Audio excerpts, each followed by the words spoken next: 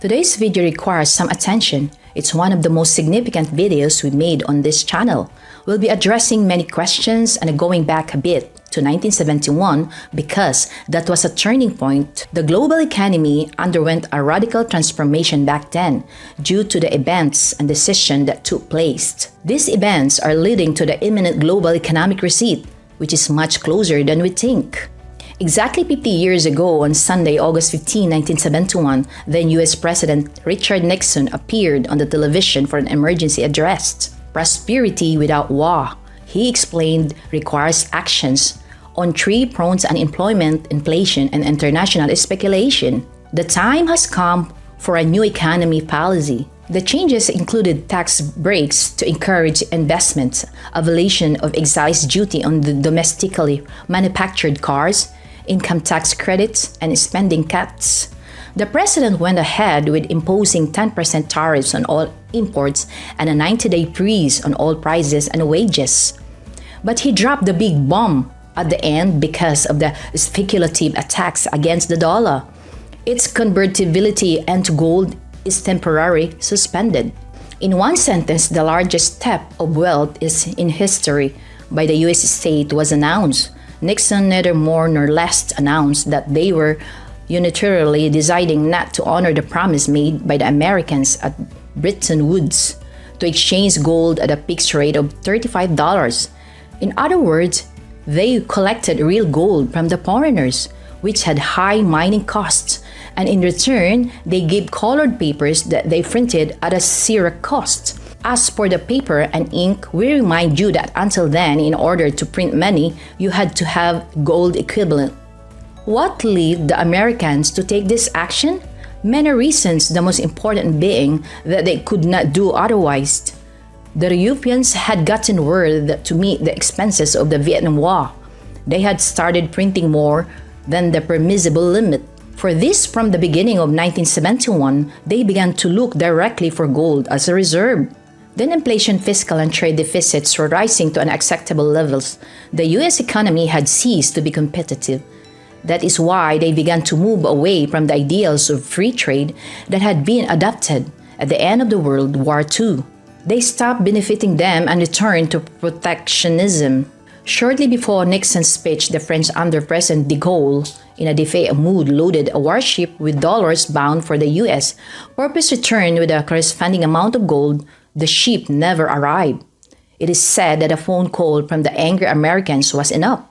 Turn back or we sink you. The then Finance Minister John Connolly, who had no serious background in international finance, expressed in it the most cynical way to protect our interests before they potentially harm us.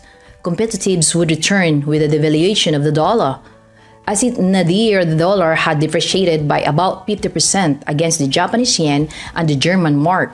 It is worth nothing that some were negative. They wished to redesign the agreement, not refill it. Among them was the later all-powerful pet chairman Paul Volcker. At the time, however, he was a simple deputy minister. He did have the necessary power to impose this opinion. One reason they opposed it was that no one really knew that the implication of the decisions, and Connolly again cynically admitted to reporters. Nixon himself believed that the dollar-gold release would be temporary. Only later then, he fully realized the tectonic implication of this decision. His main concern at the time was to avoid a recession that could cost him the 1972 election.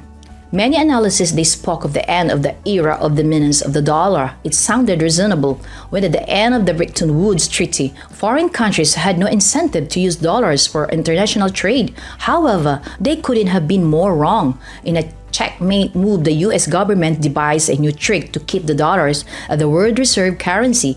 It came to an agreement with the Saudis to mandate that all oil transactions be done in dollars only. The plan was undertaken by the then Secretary of State Henry Kissinger.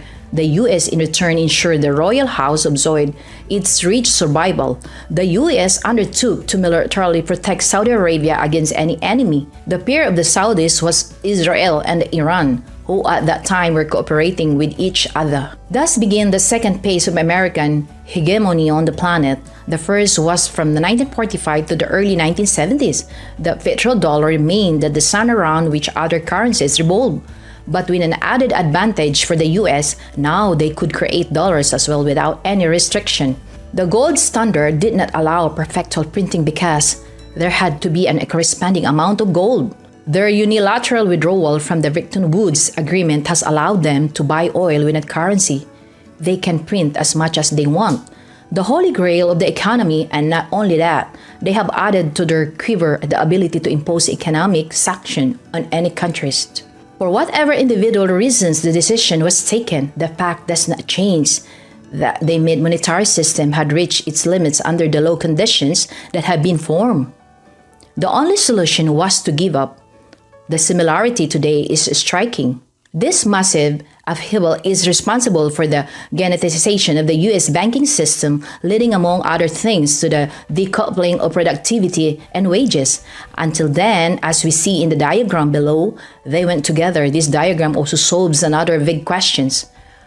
How on earth is that the younger generation of Westerners had a worse economic standard than the previous one, despite the leaps of the productivity from technological progress?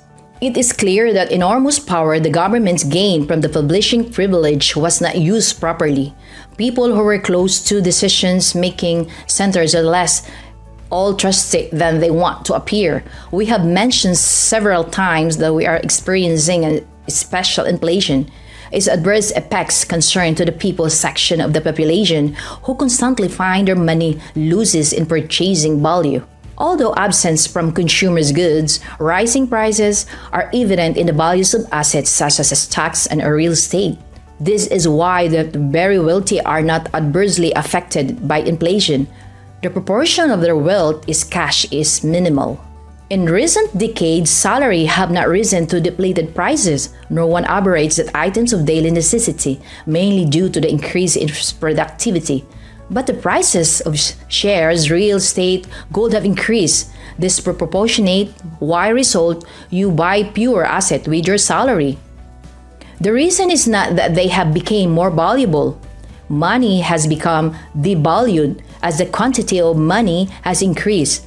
Disproportionate. Why? However, it sounds good. The real estate and stock prices are rising.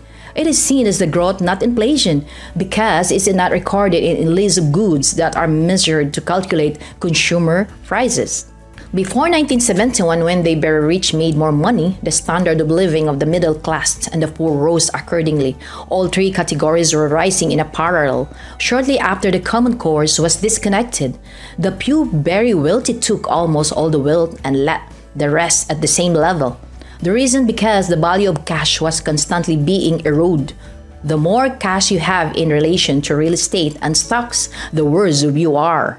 But is in this fair distribution of wealth? Some were smarter, more hardworking, more insightful. Why shouldn't they be paid more?